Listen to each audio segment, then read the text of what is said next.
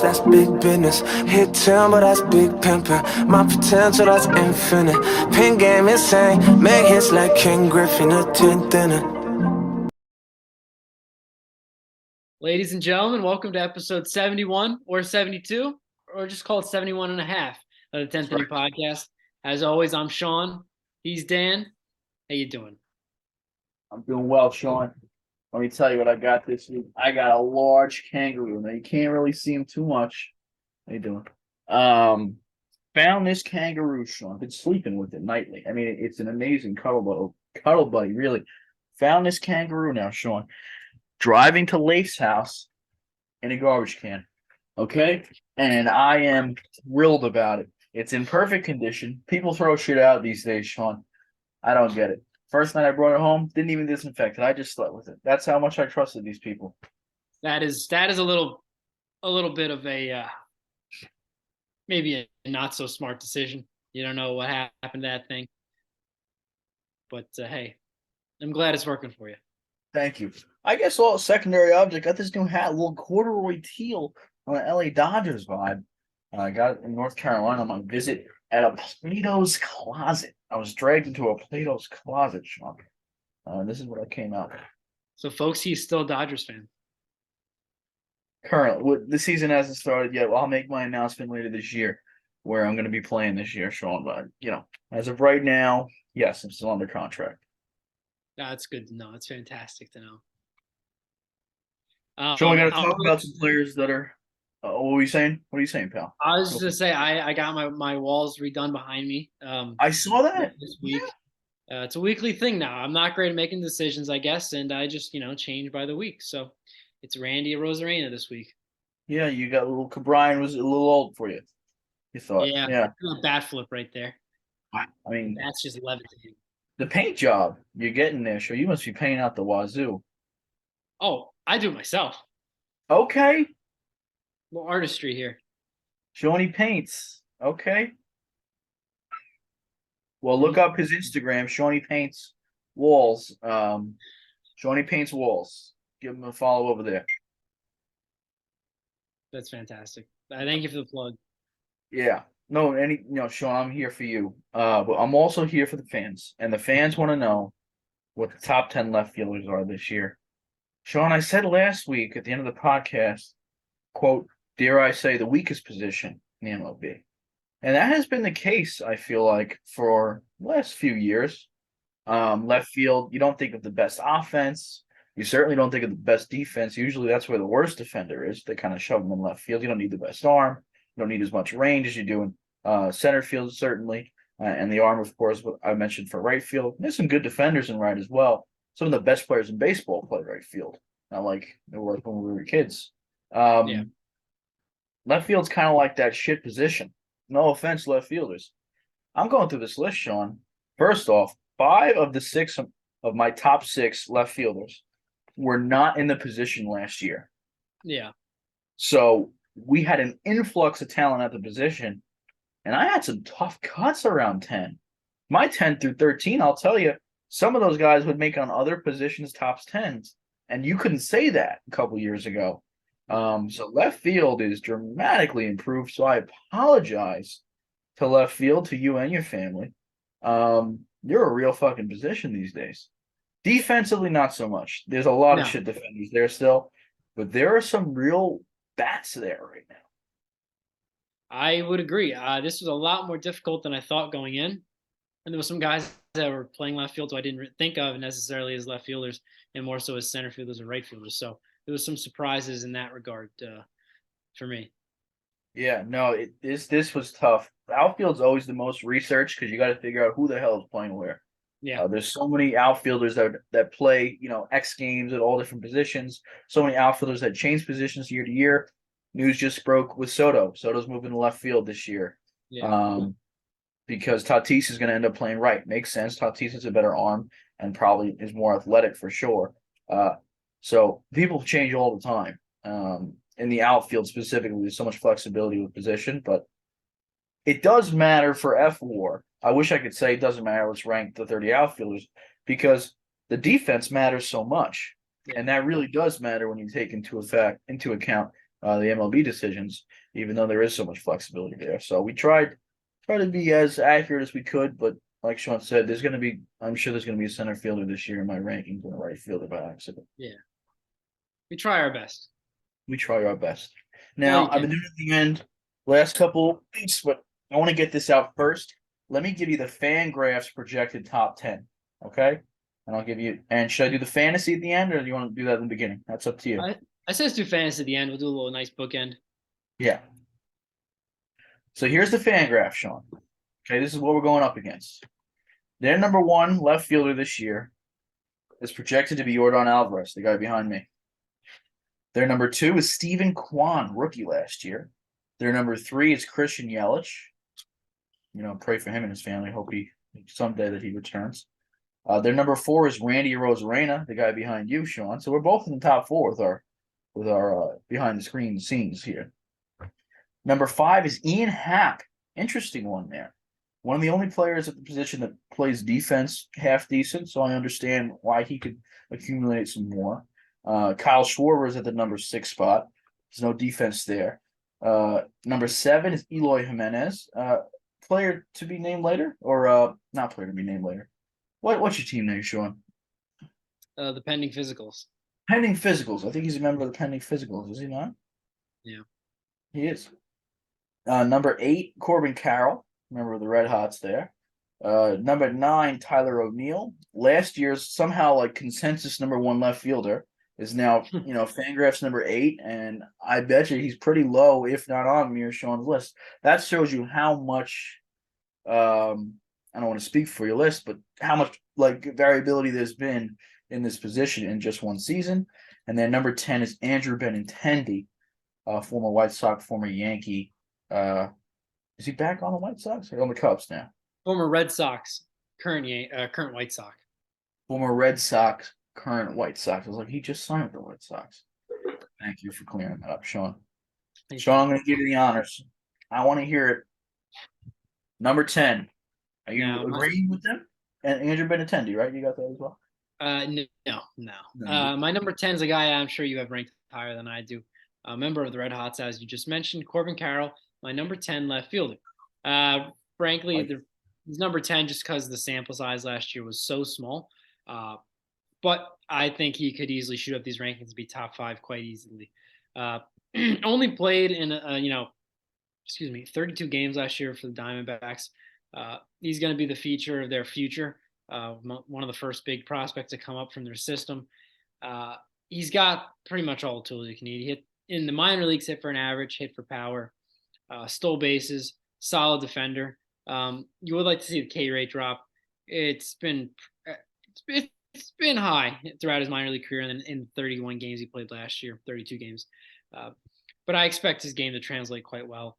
I think he could be a Ketel Marte player with maybe a little more pop in his bat. Although Ketel Marte does hit some home runs, but I think Carroll could maybe outdo him in that regard.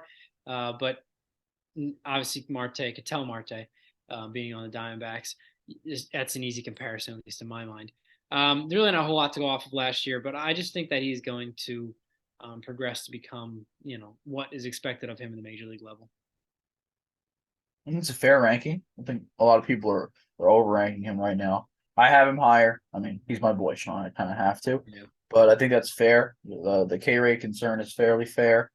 Like you said, hit well in the minors. And I like the Ketel Marte comp a lot, especially prime Ketel. I'm not saying prime, crazy MVP Ketel, but decent average, decent on base, little speed, little pop. I think that's a great comparison there, Sean. So don't say it's easy. Don't put that on yourself. That was great. Okay. Thank you. Thank you. My number 10 left fielder. We're actually going tit for tat here, Sean. You probably have him higher, and he's also on your team. It's Eloy Jimenez. Now, I hear people in the comments, it's a little low for Eloy. Everyone hates Dan's list. I get it. He just has not been playing. What is it, 55, and 80 the last 3 years. I get the 155, obviously. That's in 2020, so he did play. Health has just been such an issue. He proved last year when he does play, though, Sean, he's good. Last year, what was it, 295 and 16 homers, I think, something like that in limited games. Frankly, I don't really know what to do with him, so I'm just trusting the consensus projections over at Fangraphs and Zips. Uh, don't give me any credit for these projections, Sean, because I'm basically just saying I got no idea what to do with Eloy. Again, that's why he's at my 10. He's not going to field particularly well. He's probably going to lose WAR in that category for sure. My projections, which are their projections, is a 30 home run season, 270 average, 330 on base, no steals, bad defense. Yeah, the 30 homers, 270 average sounds great. It is great, but it's average. It's average on base skills and no athleticism. That includes defense and speed. So basically, just a nice power bat and some decent average with a good left field. This year didn't make higher than 10 for me. More about the position than it does Eloy. Is all I'm trying to say. You want to hear something crazy? Tell me you have 9. Tell me you have 9. He did not make my list. Wow. Okay. Okay. Talent is there. Talent absolutely is there. I know it's tough to project injuries, but he doesn't play. He's always injured. I've seen firsthand with him being on my multiple fantasy teams over the past 4 to 5 years. He's injured a lot. And frankly, I don't know if he's ever going to be healthy because he's injured when he's younger. Yeah. And that's typically when your body is the most, the toughest, the strongest. As he continues to age, I don't know how that's going to work. And also, I'd be surprised if he gets some time at DH this year, just because he is not really a defender whatsoever out there in left field. So he did not make my list because of all that. Frankly, I hope he does really well. I really do, really do. It would help me out, but for whatever reason, no, not for whatever reason, I just think that history is going to continue to repeat itself with injuries becoming a major part. So more so one of the times where it's because he's on your team and you've dealt with it. It went the other way. Yeah. You've dealt with it firsthand. You know best that, it's been tough. Yeah. It was tough when I think, tore his pec. Was it 2 years ago in spring training? It was like the first game of spring training. And I don't think came back until August. So that's where things really kind of, started for me with him. And the abusive relationship has continued since then. I'm sorry for bringing him up. I would have left him off if I knew. All joking aside, my number 9 is left fielder for the New York Mets, Mark Canha. In my opinion, a very underrated player, a player that winning teams need to have. I've seen him firsthand in real life, not necessarily fantasy. He's not on my fantasy team, but he's on my actual team, the Mets. Really was not too familiar with him last year prior to playing for the Mets. But he's a guy who gets on base any way he can. Got hit by a lot of pitches, takes his walks, greatly reduced his strikeout rate last year. And his defense improved quite a bit over past years. I know the defensive metrics may not say that, but he passes the eye test. Doesn't have a great arm, pretty much average out there in left, but is really good at tracking the ball in the gap out there in left. Obviously, you don't have as much territory as the center fielder does, but nonetheless, good clubhouse guy. Fans like him, players like him. Gives 110% every time he's out there. And 140 games last year, 266, which is not too shabby. It's definitely above average when it comes to major league hitters out there. And he's pretty consistent in what you're going to get from him. Nothing too flashy, but he does the little things that helps the team win games. Yeah, Sean, I just missed my list, but that's one of those guys I was telling you beforehand. Some guys I really wanted on my list. I believe he made it last year for me. Towards this area. And all he did was have a good year. Again, nothing against Mark Canha. The position just got dramatically better. He had a couple months that were down that kind of dragged his numbers down. And by down, I mean he had a 266 average with like a 365 on base again, which who the hell has a 365 on base? Not very many people. One of the things I have in my notes here, Sean, is that, like you said, he cut his K rate down, but he just gets on base by whatever means. But his walk rate also went down. His K rate went down, but his walk rate went down to 8%. And I'm saying he's still got a 365. How's this guy getting on base? He's not even walking. I believe he got hit. He's getting hit by pitches. Yeah, he led the majors and hit by pitches. So I think that's why his walk rate went down. Because he was probably ahead in the count in many of those cases, and he got hit by so many pitches from day one. So that I think is the reason for the walk rate down, and then the on base percentage about the same or up. Yeah, because I'm looking at his stats. His Walker's at 8%. It's not even that good, but he's got a 365. It's not like his average is so high. Well, I'm glad you put him on the list. I'm glad it came up. Just for shits and gigs, my projections for him, so I did give him because he was very close. 16 homers, 255 average, 365 on base, 3 steals, and slightly below average defense. We'll call it, at least in my book. But thank you for that, Sean. I appreciate it here. Anything for you. My next guy, not as happy of a story. It's Christian Yelich. Um, Still continuing to kind of be middling at this point since the MVP seasons. He's pretty much averaged out. This is what he is now. He just hits the ball on the ground too much. Really, is all it is. He still hits the ball very hard. Um, he didn't steal nearly as much as he did in the second half, as he did in the first half. So for that, I'm going to dock his steals a little bit. He's getting older. 16 home runs, a 260 average, a 350 on base. Still gets on base a good amount. 16 steals. That's really the big difference in why he probably made it over Canna, is he has that athleticism and a little bit better defense. Even Yelich not as an MVP, he's still got a 260, 350 slash line, with okay power, talking less than 20, but more than 15. And when you have okay defense, it's definitely come down, but he still has speed and athleticism. He's going to crack my top 10, the number 9 spot. Yeah, I like that one a lot. Another guy who did not make my list, and another guy who's on my fantasy team, the pending physical. So again, I don't know if we've seen a player quite drop off like him and not Christian Yelich, Cody Bellinger, excuse me, Yeah. dropped off in their back-to-back MVP seasons. I will say this: Yelich did have a better year last year than he did the 2 years prior. He Right. came back up a little bit in the average department.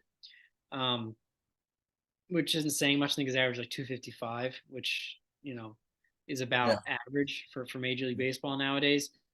So that is a step in the right direction. But does he rebound to anywhere close to what he did in 2019? He won the MVP, or was that Yeah. 2018? So Yeah. No. 2018 he won. Belly won in 2019. Okay. Yeah. I think he'll be an above average player this year, but not by much. Certainly not what he's getting paid, that contract, but a really interesting case of a player that kind of just lost it at a very interesting point in his career. When you think he was going to take off, he took a huge downward trajectory. So Yeah. I yeah, like it. I like the variance. I want to see who you have on in place. yeah. No, this is a lot of fun. A lot of these positions, we don't know what we're getting into, especially the outfield. Yeah. My number 8 left fielder is Alex Verdugo of the Boston Red Sox. That's probably who it is. For whatever reason, I really like Verdugo. I like the kind of pizzazz he brings to the team. He's definitely a fiery player. And I think he also rallied around the fact he was traded for Mookie Betts. And a lot of people said, oh, the Red Sox got absolutely hosed, which they did. But he was the kind of guy who used that as motivation. And since getting traded to Boston, has done nothing but hit. Does not have a ton of pop, which hurts him in today's game, at least in that viewpoint. But he hits for an average. In his 3 years with Boston, he hit 308, 289, 280. Last year was a bit of a downturn in average.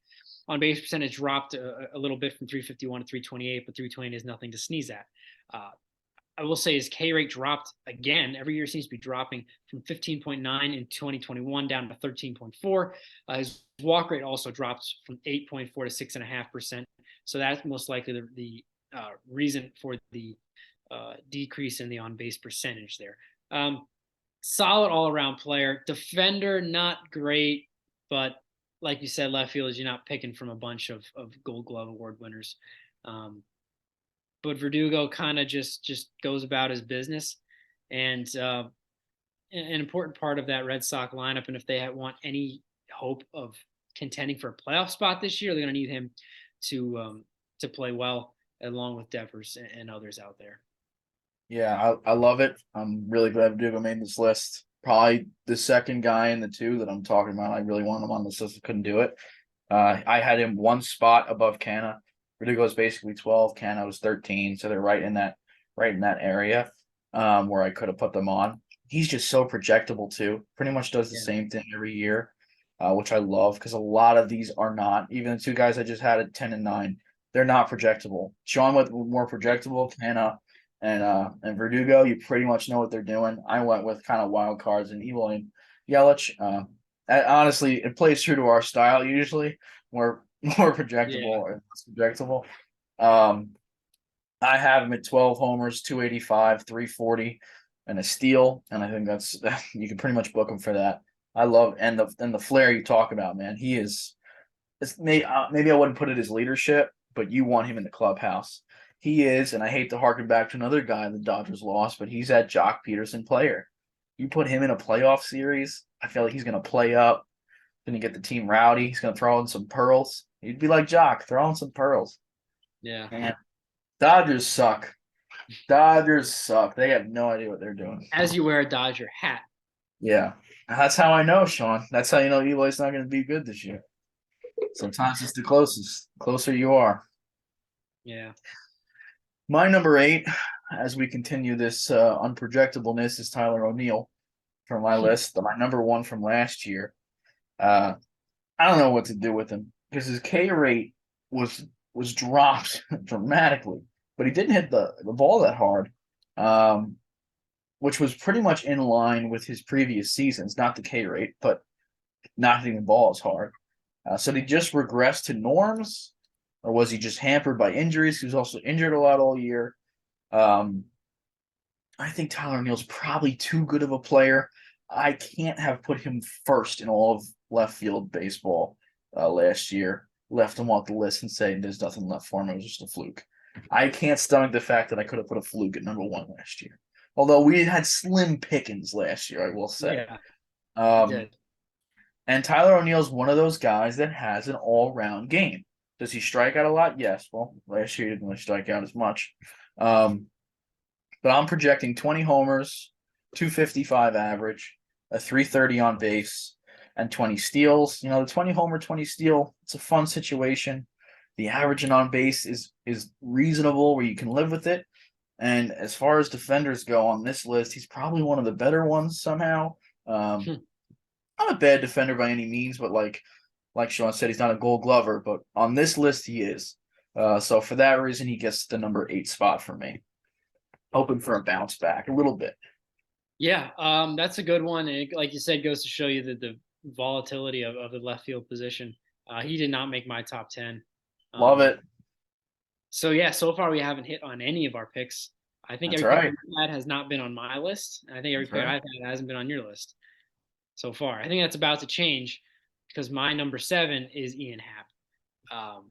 I assume you have him on the list. I hope I'm wrong just for the purpose of being different. A guy that the Cubs really need. They don't have a whole lot. I mean, obviously they have Dansby Swanson signing, and some other players on their team. But Ian Happ kind of is their cornerstone. Dare I say? He was a free agent, right? Well, I don't remember the contract he signed with the Cubs. To be quite honest with you, off the top of my head, I don't know if you can find that. But Ian Happ is a guy who's really kind of figured it out over the course of his career and been fairly consistent. Never been a super high average guy, although I will say he hit 271 last year. Has a lot of pop when healthy. That is an issue for him. He in 2019 only played 58 games. I guess 2020 he played the whole season, so I take that back. He only really had 1 year where injuries were a problem. Strikeout rate's always been a bit high in his career, although it dropped from 29% to 23% last year, which is a considerable drop. His walk rate also dropped. Seems to be kind of a common thread with the left fielders this past season. Walk rate seems to be dropping. On base 342 this past year. You'll take that any day and twice on Sunday. Defensively, he's solid. Average, maybe a touch above average if you're feeling generous on a beautiful sunny day out there in Chicago. Ian Happ is a guy who doesn't get talked about all that much, I guess because the Cubs aren't doing all that well. But solid player all around, and I take him on my team. Sean, you're going to like this. Yeah. You're going to like this. I am thrilled because I don't have to talk about my just missed. I mean, we're getting to it right here. Really? Right now. Wow.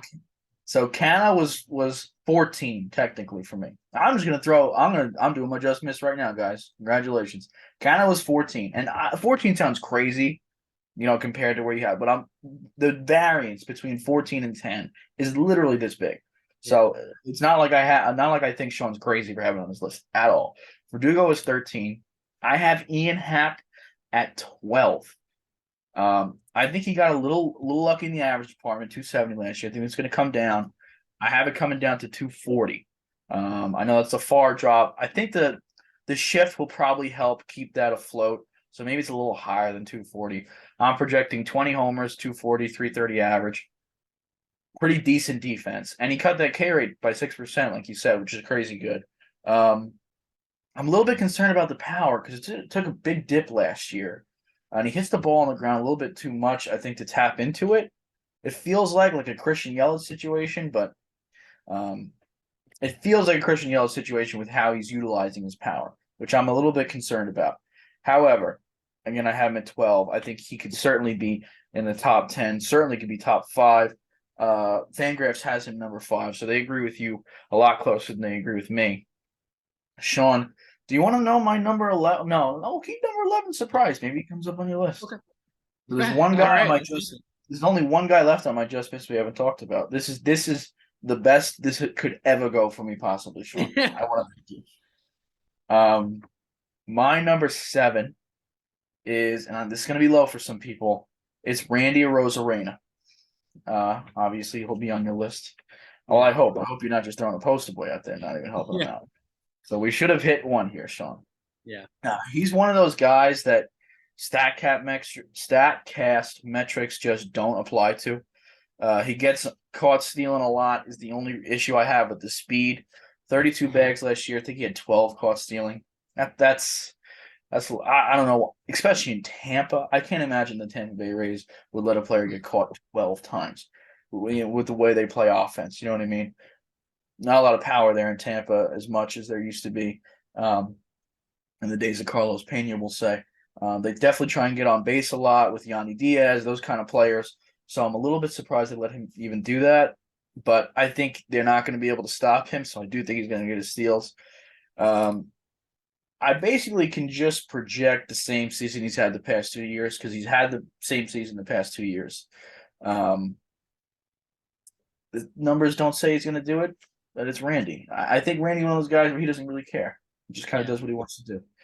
So 20 home runs, a 260 average, 330 on base. Pretty decent defense, again, like in that Tyler O'Neill vein, slightly above average, maybe average, and 25 steals. But I'm putting in parentheses 15 steals because I think he's going to get caught quite a bit too.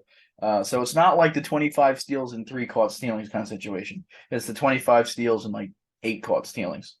So I got to put that in parentheses that I think his actual steals will be a little bit lower. If you're playing fantasy or if you're in real life, that still matters too, getting caught. Yeah. Number 7 for me. Is that low for you? Low? That is a little low. I will be talking about it a little bit later. But we like that variance we have in our list because makes things a lot more interesting. Oh, yes. Yes, it does. My number 6, it hurts me to put him this high because defense is just non-existent. Frankly, I don't know if he can catch a ball. That's a joke. Yeah, I know he can catch a ball. You want to take a guess? Is it Kyle? It is Kyle Schwarber. Yeah. A baseball player that kind of infuriates me. Great guy. Guy is fantastic. Player, no. He's really, really when you call a new age player. He led the National League in home runs last year with 46. That sounds great, right? 94 RBIs, which a little low for 46 home runs, I think, but not terrible. But his batting average was 218. Yeah. And then his strikeout rate was 29.9.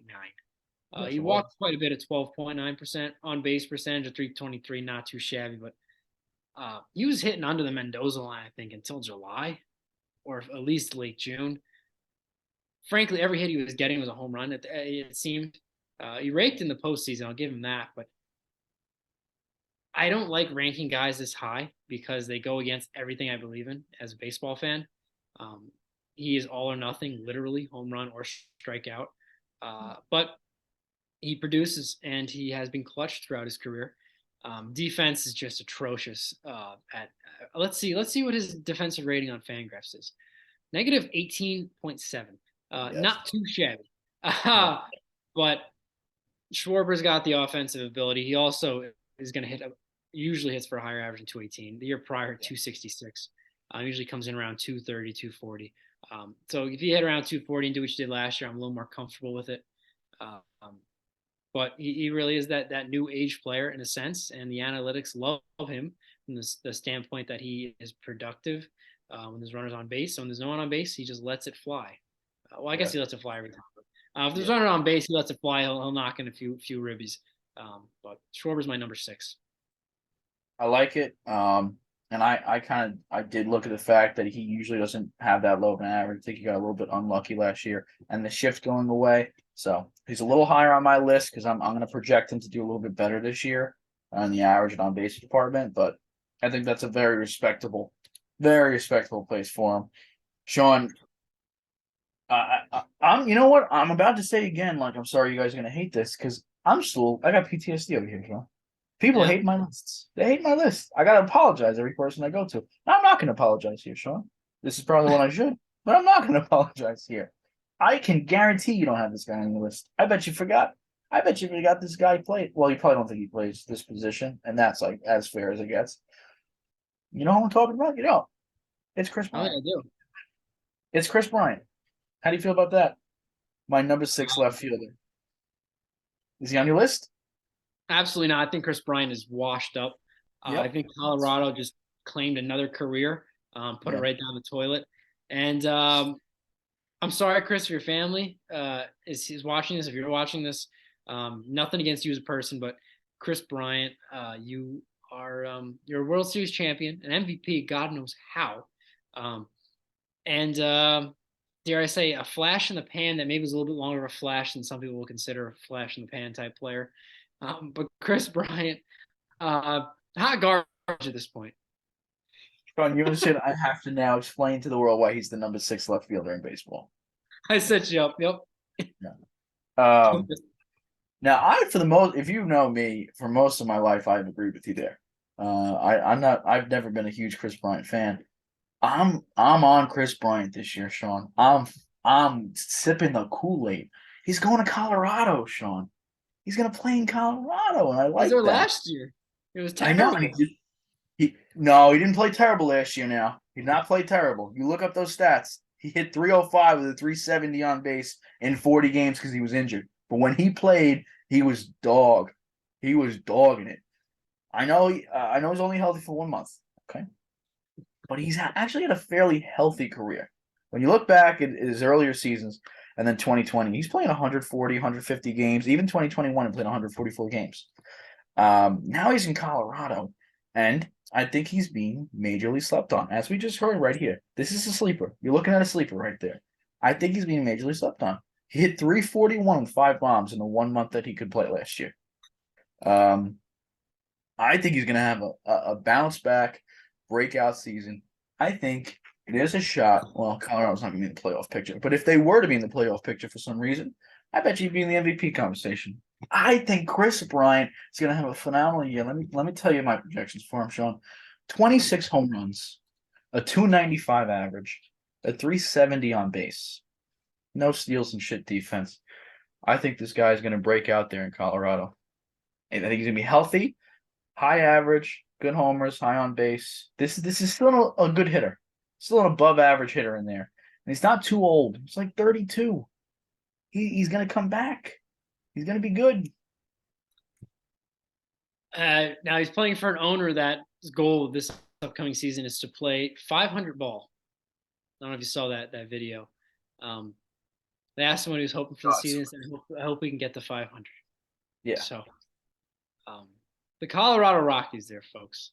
What's worse, being a Rockies fan or a Denver Broncos fan? It's a tough call.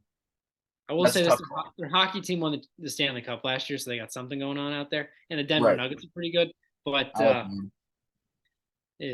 digress. My number 5, right? We're up to 5 now. We're flying along here. Number 5 Andrew Benintendi. I had a little pause there. I wanted to get you on your, Oh the yeah, edge of your seat. I like it. I like it. Andrew Benintendi is kind of a throwback player, dare I say it. I don't like to A throw little that bit. around, but a throwback player. Does not strike out much, walks a fair amount, hits for a nice average, and just kind of goes about his business. Plays a solid outfield, nothing flashy. Um, but when Kyle Schwarber's one, behind you, I think that a negative 3.5 defensive rating looks pretty damn good. Yeah. So he gets on base. He can swipe some bags, 8 stolen bases last year. It's a bit of a far cry from earlier on in his career when he was stealing about 20 bags a year. But had a 274 average, like I said. K rate is 15%, walk rate 10%. Gets on base. Pretty much does everything you ask of him. Unfortunately, last year he got injured basically immediately after getting traded to the Yankees.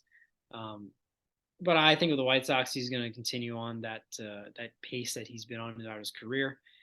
And he's only going to be 28 this upcoming year. People forget how young he was when he came up with the Red Sox in 2016. He was 21.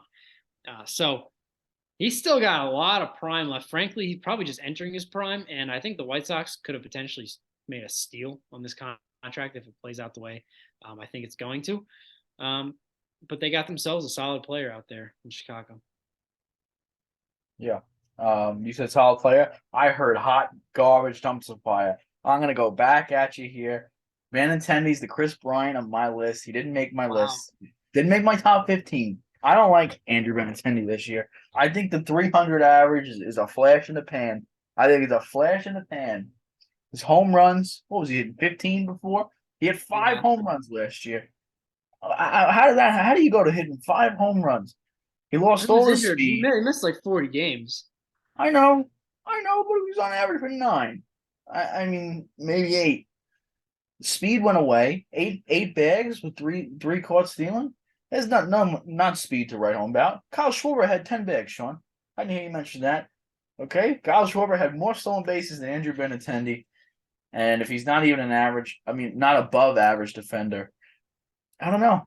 I don't know how much I like Andrew this year. I like that we're disagreeing though. I do like that. Yeah, I do too. We have wildly different lists, and I am loving it. Yeah, me too. Loving this. The fans are gonna have a. It's not like they have to say, "Oh, he has him there, he has him there." What do I like?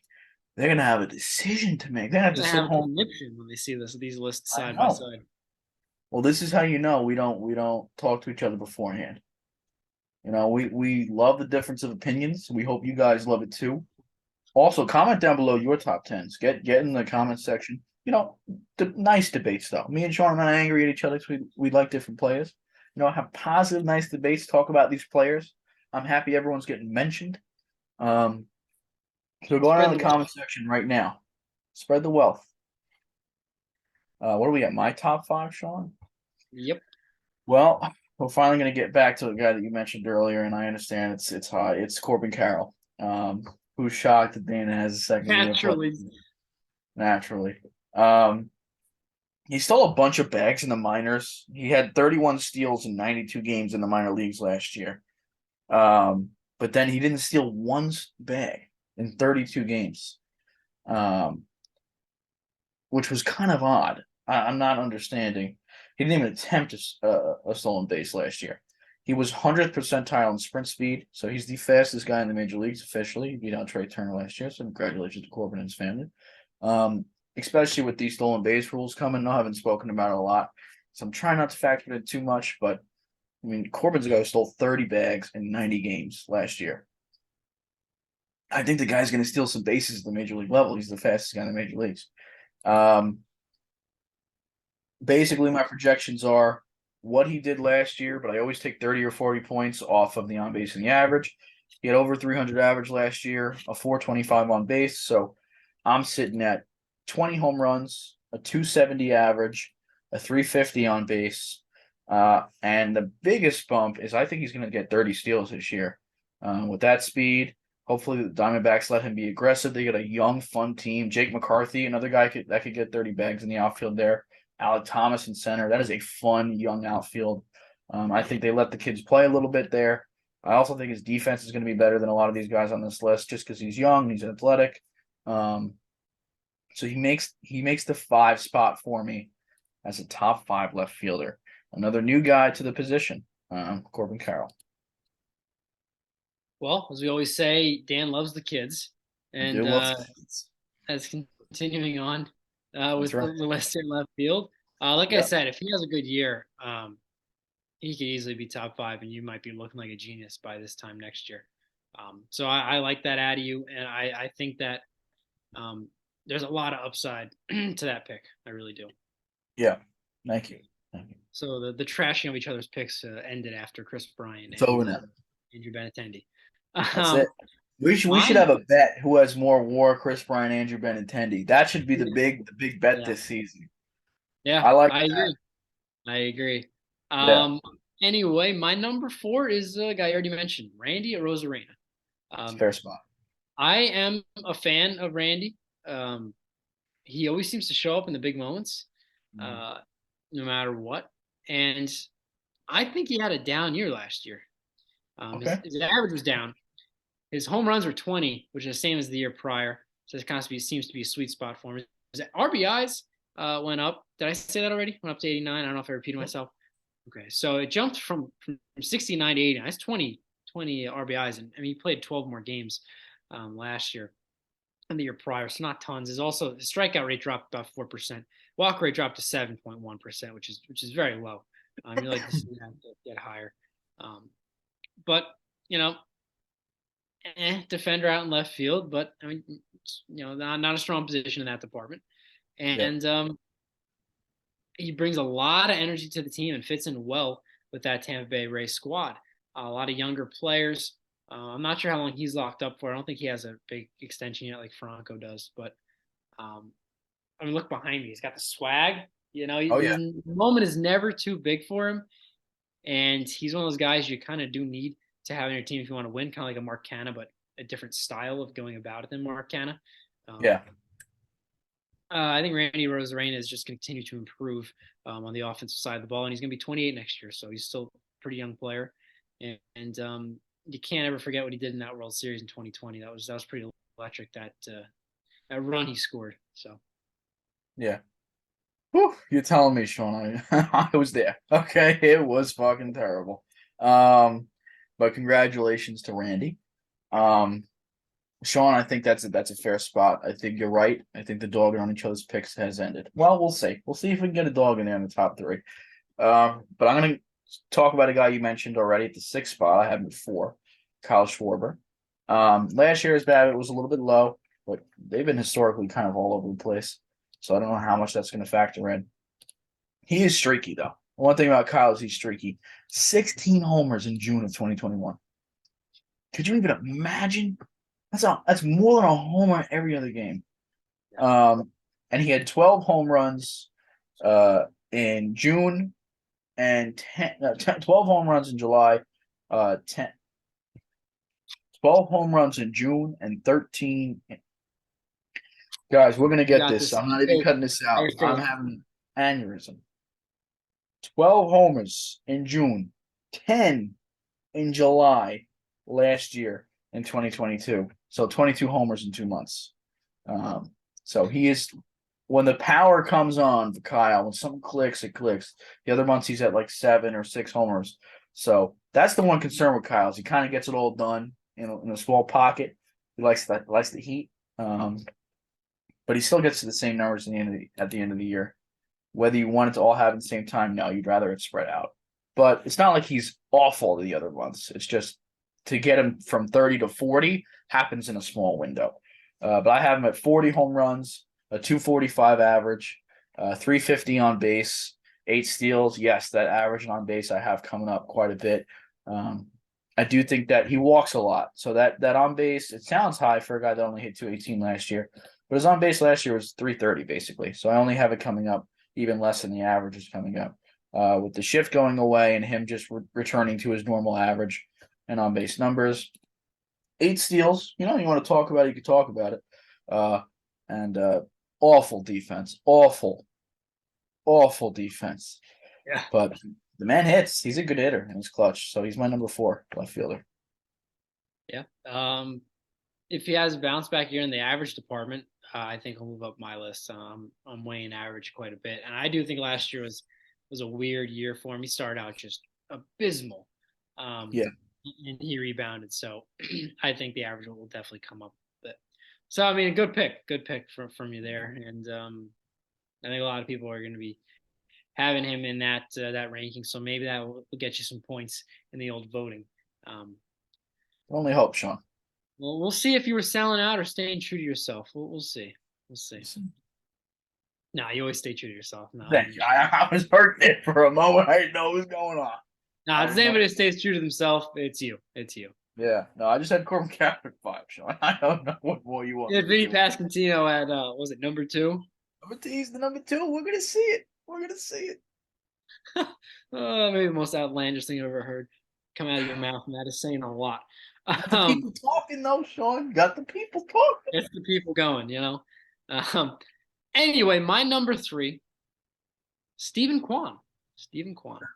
Like it. Uh, One of the guys on this list who's actually a decent defender.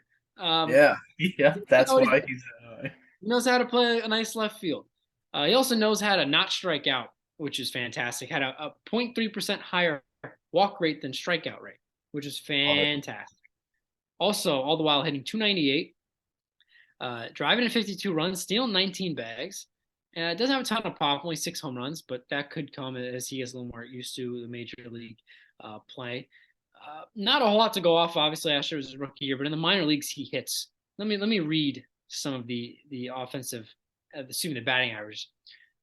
350, 333, 280, 337, and 311. The biggest sample size was the 280 year, and he only had 3 home runs, 39 RBIs, and 11 stolen bases. So, but the pop has kind of increased since then. If you look at his minor league stats, in 51 games, he had 7 home runs. In 26 games, he had 5.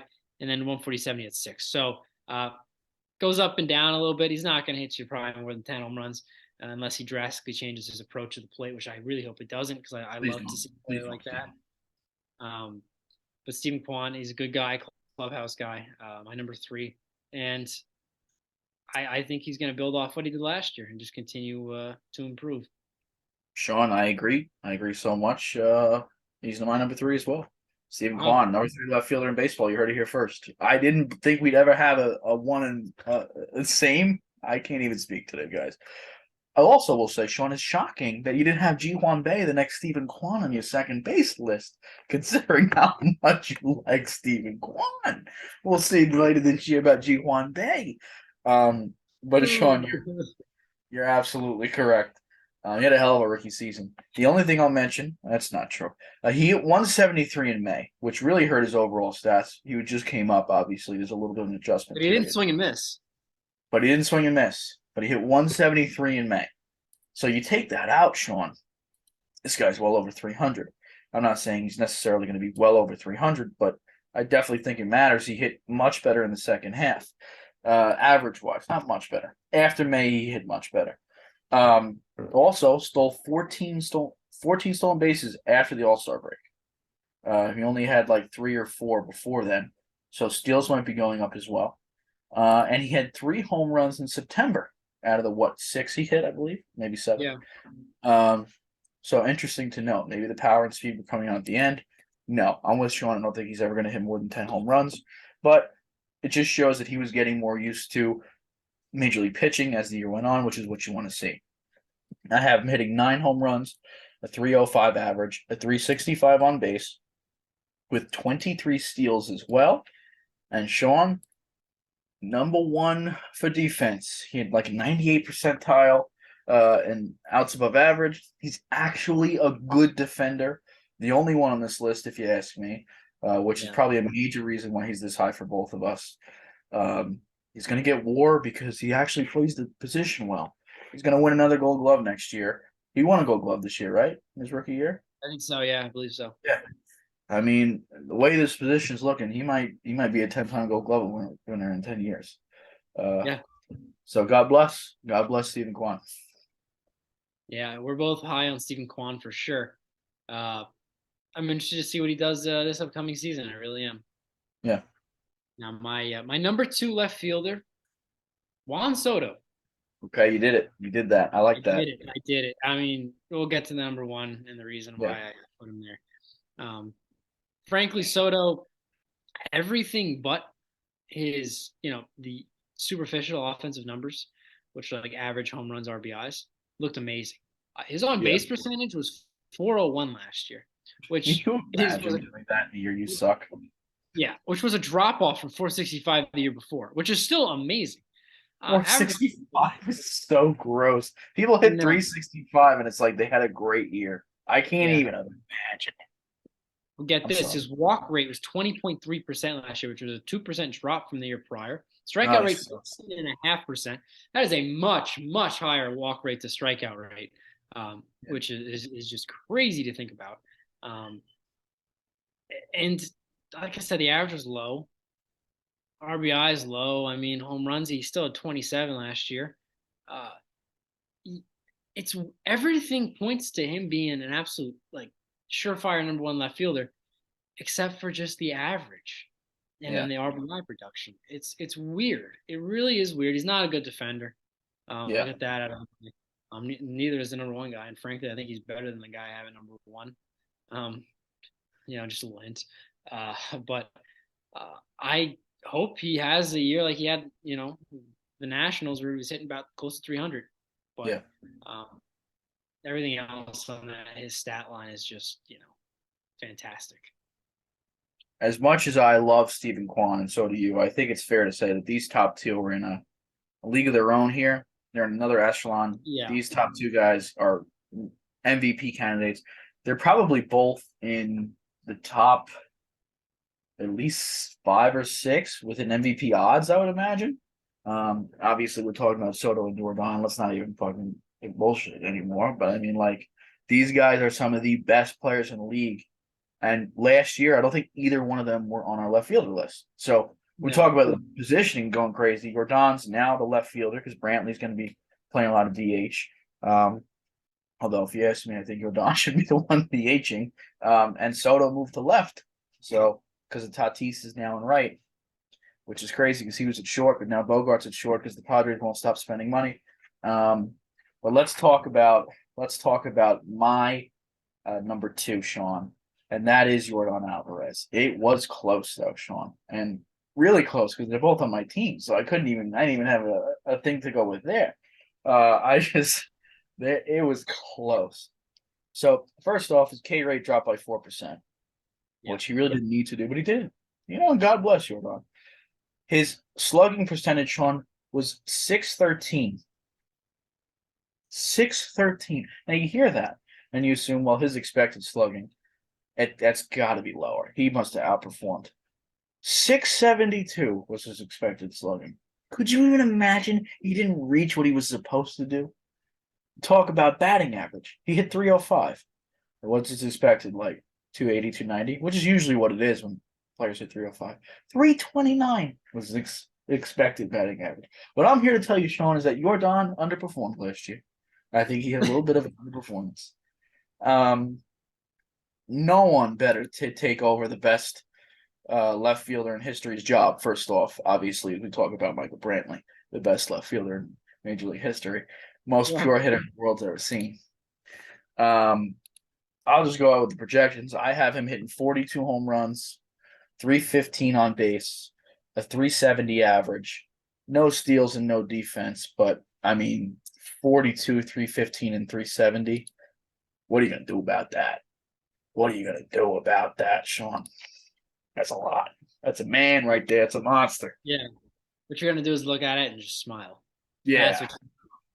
I don't really have much to add. He's my number one. I mean, the Dodgers messed up, man. The Dodgers messed. He would be so.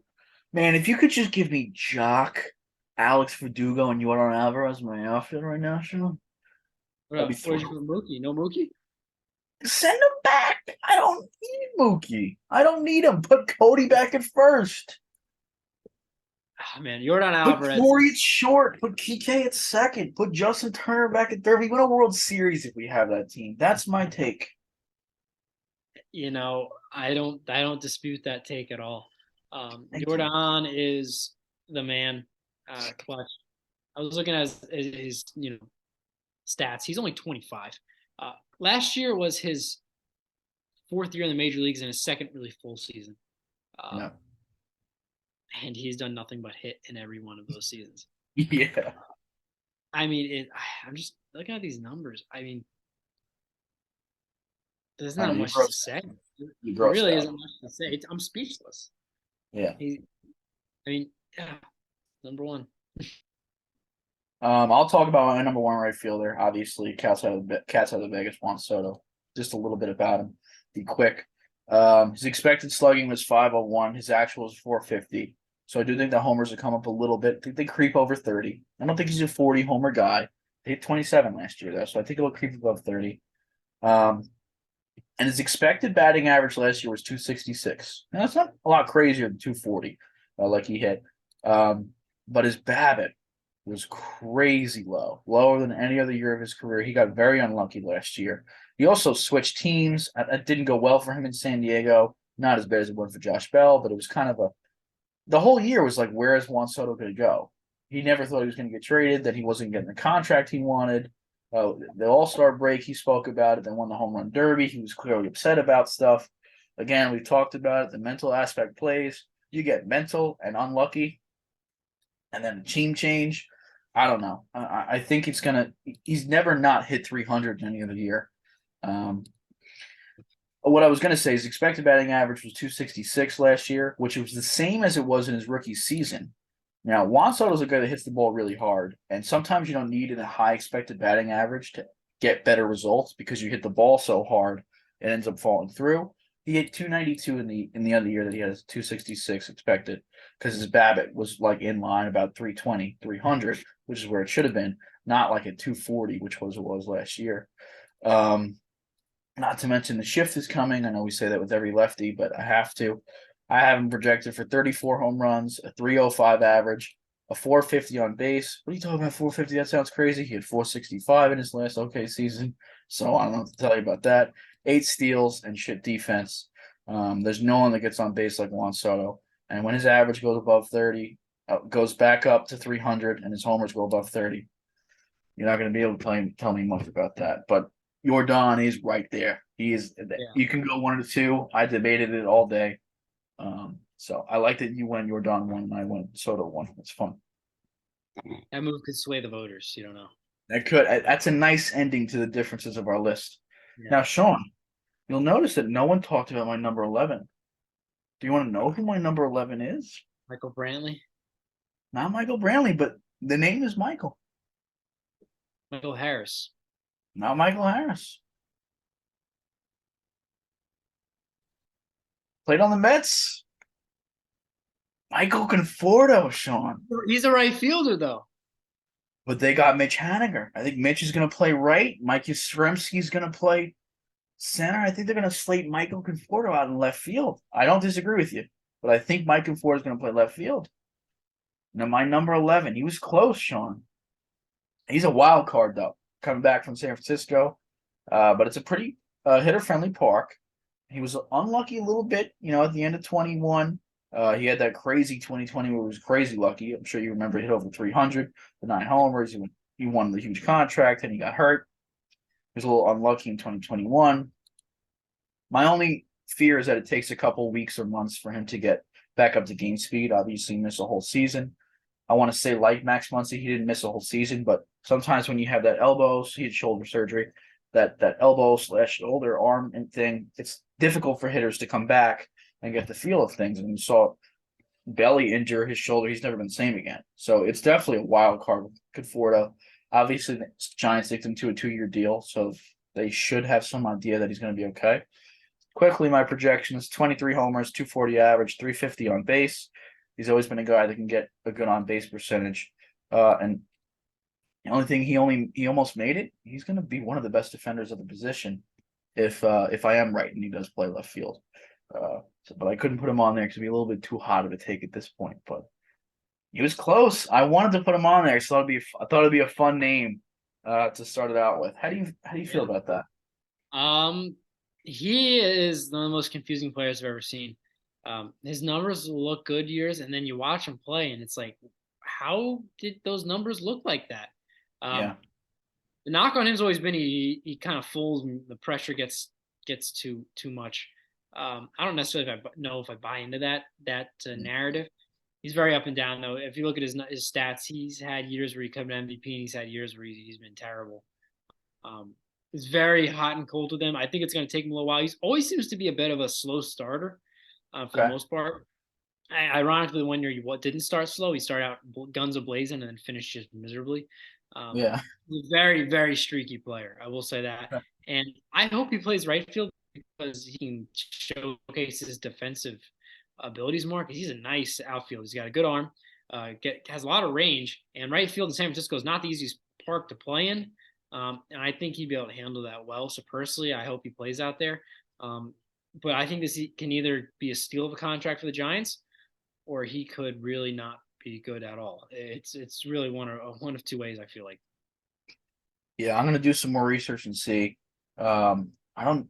Mitch has never played left. I saw that Michael had earlier in his career, but maybe what they do is they move Mitch and Jock into a platoon in left, so now Jock plays left.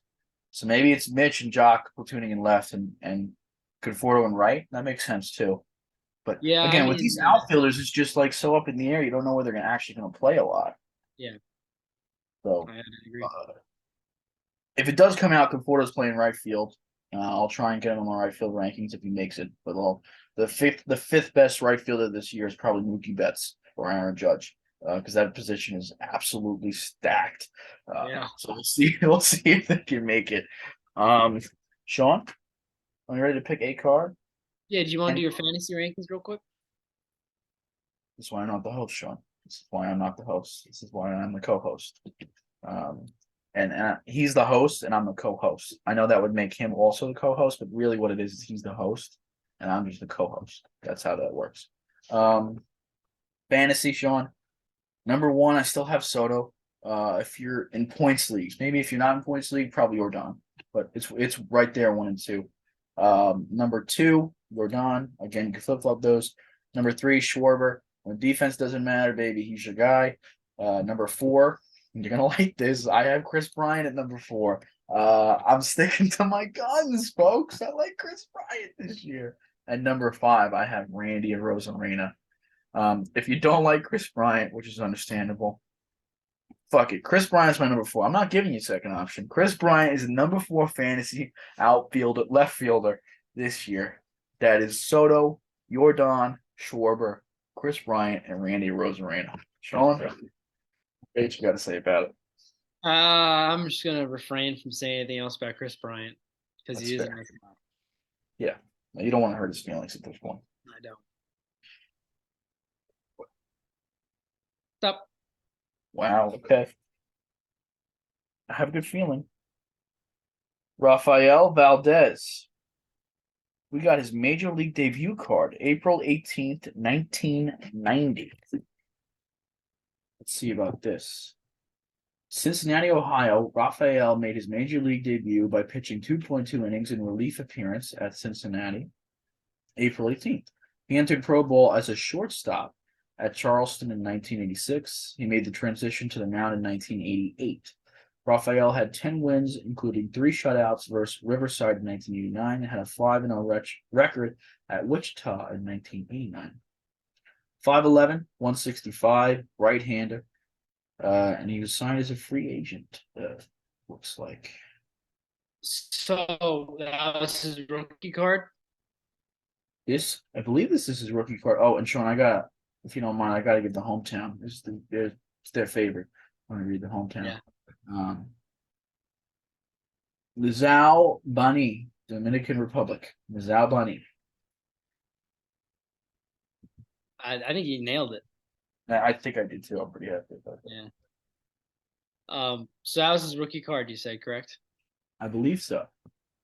Well, that would be the only card he ever had. He only pitched in 3 games in his career, all in 1990. Yeah, I'm seeing that. Would you like to hear some of the stats?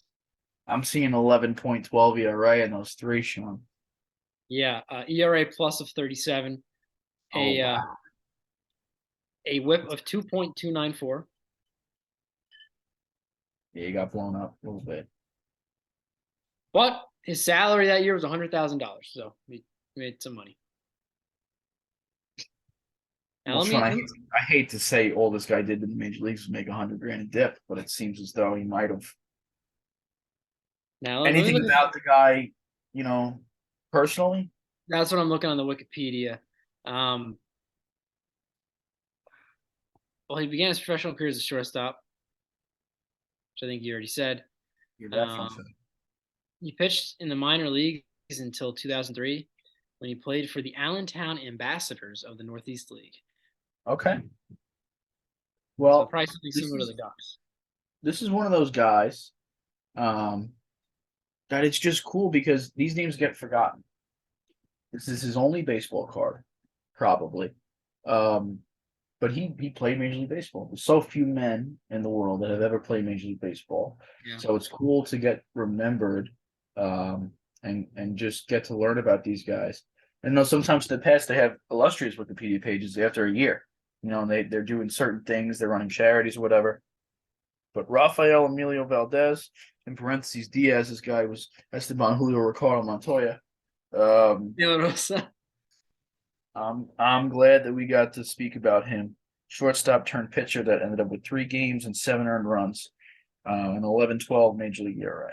I will say this: he played for 13 years. He played 13 years after this. He played up until 2003. So the guy loved the game of baseball. That's awesome. That's a long time, and hopefully he's out there doing well. We wish Mr. Valdez the best. I'm going to take 30 minutes this week at some point and try my hardest to reach out to Emilio Valdez and get him on the podcast. That's what I'm going to try and do. That'd be great. I think he is someone we could get. That's why I think he's an attainable get. I don't know how I can do it, but I'm going to give it a chance. And hopefully, guys, again, I'm taking 30 minutes out of my schedule this week. I'm going to try and find him, reach out, see if he wants to hop on. We could pick Emilio Valdez, his brain about pitching in professional baseball for that many years. 13, I think you said it was, right? Yeah. Thank you, guys. Tuning in. Next week we got center fielders, do we not? We do. We do. Excited for that. Very athletic position. A lot of good defenders. A little bit different there. Probably more defensive profiles than offensive profiles. Anything you want to say to the fans at home? Nothing other than continue to look at our Instagram for updates. Keep in baseball news. Camps are opening up this week. Pitchers and catchers have already reported for most teams. We're going to keep you in the loop. Look at our stories, our posts, our reels. Please leave comments below. Tell us what you think about our top 10 list. Make sure you vote for me over Dan, naturally, and just get engaged with us. Watch us on YouTube, subscribe, like, send the link to friends, all that good stuff. We really appreciate it, and it's a lot of fun for us to hop on this podcast every week. And you kind of get a little glimpse into 2 best friends talking about baseball and the way we think about the game of baseball and anything else. So it's a lot of fun. So if you could just keep joining us, we really appreciate it. And I love the engagement, guys. You guys have been picking up the engagement because I just looked at the Manning Machado post. There's like 60 votes on that thing. So thank you guys for watching and engaging in content on Instagram specifically. We've really been trying to grow that and put out better and better content. So thank you guys. We love you. We'll see you next week with center fielders. Sean, question. Byron Buxton, where do you think he ranks? 6. See you next week on the 10th Podcast.